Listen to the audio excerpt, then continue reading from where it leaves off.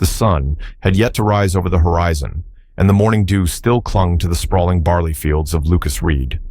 The tranquility of dawn was accompanied only by the melodious chirping of birds and the gentle rustling of the wind through the trees lining the fence. But then, that peaceful stillness was disrupted by an unfamiliar buzzing sound. Lucas frowned, setting his shovel down, and looked up at the sky. A small object hovered in midair, reflecting the pale light of the early morning.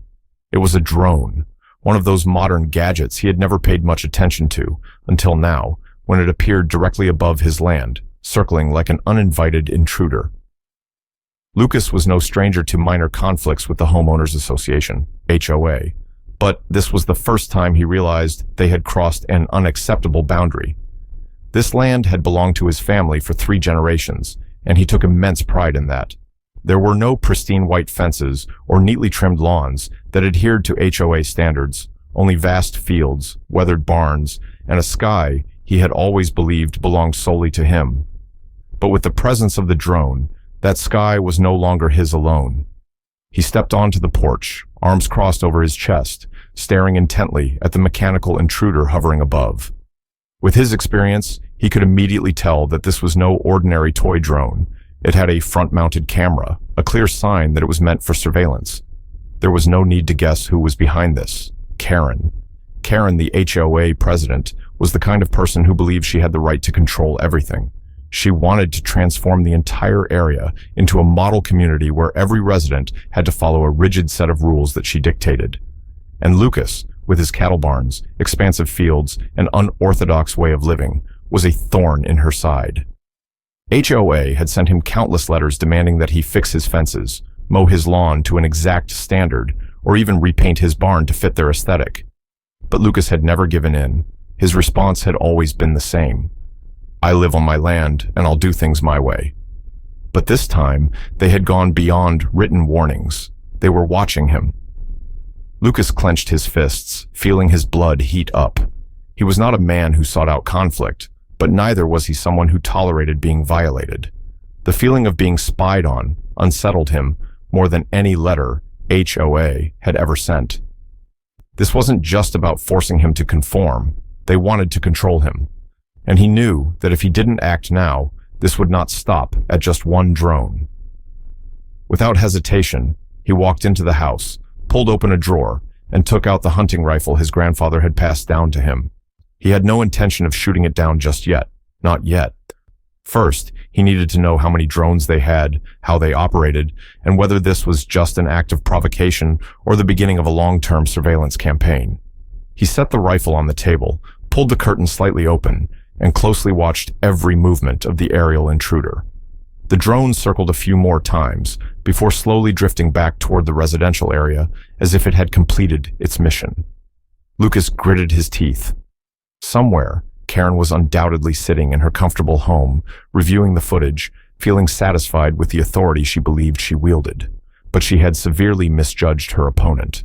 Lucas was not someone who submitted easily. If Karen thought a simple drone would force him to change his way of life, she had made a grave mistake. This was no longer just about him. This was a battle to protect what he believed in, the right to live without being controlled.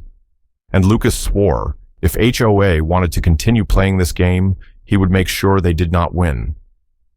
Lucas was not the kind of man who easily overlooked an insult. He could tear up warning letters from the HOA, ignore threats about community regulations. But when a drone hovered over his head, recording every moment of his life, that was the moment when everything crossed the line. The next morning, when another drone appeared, Lucas no longer simply watched. Standing in the middle of his field, he observed it circling above before pulling out his phone, searching for ways to disable a surveillance device like this. If the HOA wanted to spy on him, they would have to pay the price. But before taking action, Lucas decided to try the peaceful route. He drove his old pickup truck to the center of the neighborhood where the HOA office was located. The moment he stepped inside, he could feel the tension in the air. The staff seemed to have anticipated his arrival. Karen, with an air of authority, sat behind her desk, tapping her fingers rhythmically as if she had been expecting this confrontation.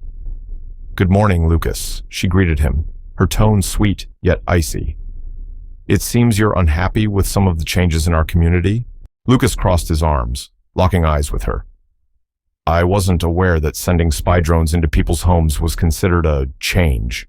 Karen shrugged, a calculated smile forming on her lips.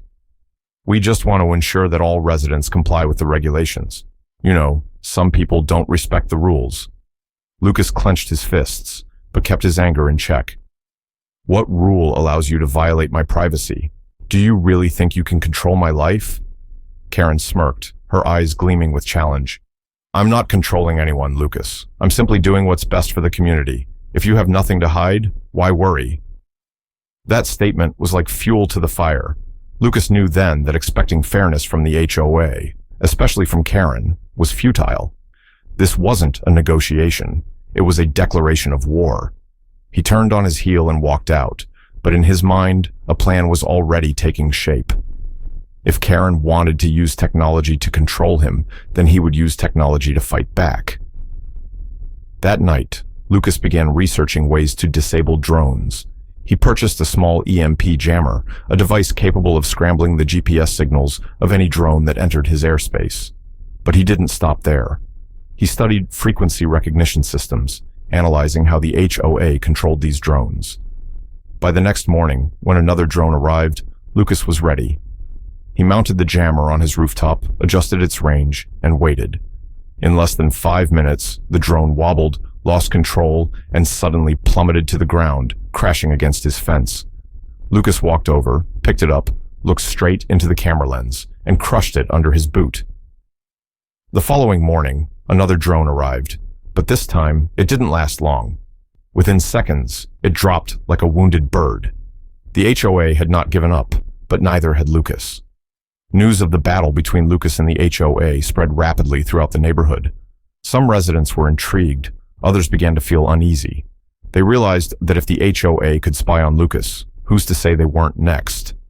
Discussions erupted, questions were raised at community meetings, and Karen, who had always prided herself on absolute control, started to feel that control slipping away. But this war was far from over. Karen was not the kind to surrender easily, and Lucas knew she wouldn't back down without a fight. Yet he felt no fear. He had declared war, and he would see it through to the end. That morning, as Karen stepped into the HOA headquarters, she had no idea that the absolute power she once held was crumbling beneath her feet. News of the battle between Lucas and the HOA had spread throughout the community, but what truly unsettled her was the growing number of residents beginning to question her actions. Some who had remained silent before were now speaking up, and worse, they were starting to unite. On her desk lay a fresh report from the HOA's surveillance team. In just 2 days, 3 more drones had been lost. What was once considered a tool for maintaining order had now become collateral damage in Lucas's war against the HOA. Karen gritted her teeth as she read the report. Unable to determine exact method of interference, but it appears Lucas has found a way to disrupt the control signals. Karen was not the type to accept defeat easily. If the HOA couldn't control Lucas through drones, she would use the law. Within hours, the HOA sent an official notice to Lucas's home, accusing him of violating community regulations, destroying communal property, and posing a threat to neighborhood safety. If he didn't stop, they would take him to court. But Karen had miscalculated. Lucas had been preparing for this all along. When he received the notice, Lucas showed no sign of distress. Instead, he calmly gathered his evidence. Over the past few weeks, he had recorded footage of every drone trespassing into his airspace, documented every absurd warning letter from the HOA, and even saved his confrontation with Karen at the HOA office. He knew that this battle wasn't just about a farmer against a neighborhood association. It was about privacy, about the right to live without being monitored. He contacted Daniel Hayes, a civil rights attorney, and enlisted him for legal representation. The moment the HOA filed their lawsuit, Lucas retaliated with a counter-lawsuit, suing the HOA for violating privacy laws, illegal surveillance, and citizen harassment. The climax of the battle unfolded at the community meeting that weekend. It was a moment Karen never saw coming, when the entire neighborhood turned against her. When she entered the town hall, Karen still believed she could control the situation. But within minutes, she realized she was standing on the edge of ruin. Lucas took the microphone and presented his case to the entire community. He played video footage of HOA drones hovering over his property, displayed the HOA's intimidation letters, and, most damning of all, revealed a legal report from Daniel Hayes, proving that the HOA had grossly exceeded its authority. Murmurs rippled through the crowd.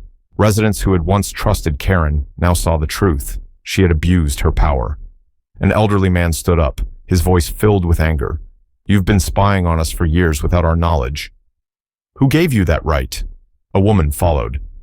"I was forced to change my home to fit HOA's ridiculous rules. Now I see why. You never cared about helping us. You just wanted control." Karen struggled to keep her composure, but she knew she had lost. The silent majority had finally risen against her, and when one of the board members proposed a vote of no confidence, she knew the game was over. Within 10 minutes, the results were in. Karen was officially removed as president of the HOA. As she stepped out of the town hall, Karen felt like a stranger in the very community she had once ruled, but the final blow had yet to come. Just 1 week later, with her reputation in ruins and pressure mounting from former supporters, Karen was forced to sell her home and leave the neighborhood she had once considered her kingdom. And Lucas, he hadn't just won for himself, he had helped an entire community reclaim their freedom. From that day forward, the neighborhood was free from intrusive drones, free from oppressive rules, and, most importantly, free from Karen's control. A peaceful morning stretched across Lucas Reed's fields. The sun danced over the dew-covered grass, and a gentle breeze rustled through the old wooden fence, carrying the fresh scent of the earth. For the first time in months, Lucas felt a complete sense of tranquility, a peace he once thought he might never have again.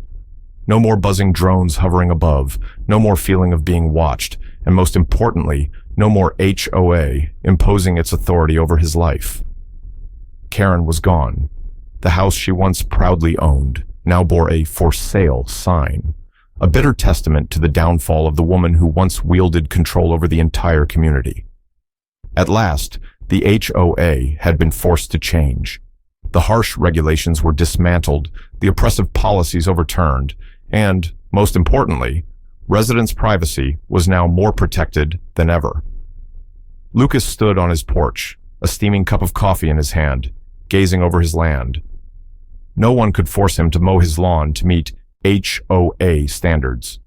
No one could send him warning letters over a simple sign on his fence, and certainly no one could ever again send drones over his property to spy on him. The battle was over, but its lessons still echoed. The creaking sound of his ranch gate interrupted his thoughts as a small truck rolled in, kicking up dust along the driveway. Daniel Hayes, the lawyer who had stood by Lucas throughout the lawsuit, stepped out, a folder of documents in hand. He smiled as he approached. "Got some good news," Daniel said, waving the papers. "The court has officially ruled. The HOA is required to pay damages for violating your privacy. And not just you, but every resident who was unlawfully monitored now has the right to seek justice." Lucas chuckled softly. "That's how justice works, isn't it?" Daniel nodded. "Exactly. And thanks to you, this entire neighborhood now realizes they don't have to live under the control of a group that thinks they can dictate everything." In truth, Karen's downfall had opened the floodgates. Many residents who had suffered under her rule began coming forward with their own grievances. Unreasonable fines, absurd restrictions, invasive surveillance measures, all of which had now been exposed. Lucas's fight had not just freed him, it had awakened an entire community. Daniel handed the folder to Lucas. "Now, if you want, you have the power to request further changes in the HOA's regulations. You have a voice here." Lucas took the papers but didn't open them. Instead, he gazed into the distance, where hundreds of acres of land stretched under the golden morning sun. This was his world, not the HOA's, not Karen's, and not anyone else's who sought to impose their will upon him. He had fought, not for status in the community, but to protect his freedom and preserve what his father and grandfather had built. "I don't need any changes," Lucas said, placing the folder down. "I just need them to leave me alone." Daniel laughed. "Then I'd say you've gotten exactly what you wanted." The truck rumbled away, leaving Lucas standing there, taking in a deep breath. The war was over, but its meaning would endure forever. This had never just been about one farmer against an HOA. It was about personal freedom, about standing up against unjust control, about defending what is rightfully one's own. And today, as the sky stretched clear and blue above his land, Lucas knew he had won. Not just for himself, but for everyone who had ever been silenced by oppression. Lucas Reed's battle was not just a story of a farmer standing against a powerful HOA. It carried profound lessons about freedom, resilience, and the importance of defending what we believe in. For older generations, those who have witnessed the world change over the decades, this is more than just a personal struggle. It reflects a greater truth about how power operates and why standing up for justice remains essential, no matter one's age. Freedom is not guaranteed, it must be protected. Lucas never sought out conflict, but when his privacy was invaded, he understood that silence was not an option. This mirrors the way past generations fought to protect what was theirs, whether it was their family's land, traditions, or deeply held moral principles. Life does not always demand confrontation, but when our rights are threatened, we must be prepared to stand firm. Power must be challenged when it overreaches. Throughout life, we encounter individuals or institutions that attempt to impose control without just cause. It may be bureaucratic systems with excessive regulations, individuals who manipulate their authority, or structures designed to benefit only a select few at the expense of others. Lucas taught us that if we do not ask questions, if we do not challenge power when it crosses the line, we risk losing our ability to make decisions about our own lives. Unity is stronger than any system. At first, Lucas was just one man against a powerful HOA, seemingly outmatched. But as he took a stand, others in the community began to recognize their own oppression. They spoke up, stood together, and fought back, ultimately dismantling Karen's unjust rule. This reminds us that while we may feel small as individuals, our courage can inspire others. And when people unite for a just cause, even the most rigid systems can be overturned. True peace comes from knowing where to draw the line. Lucas did not fight to destroy the HOA. He simply fought to reclaim his right to live freely on his own land.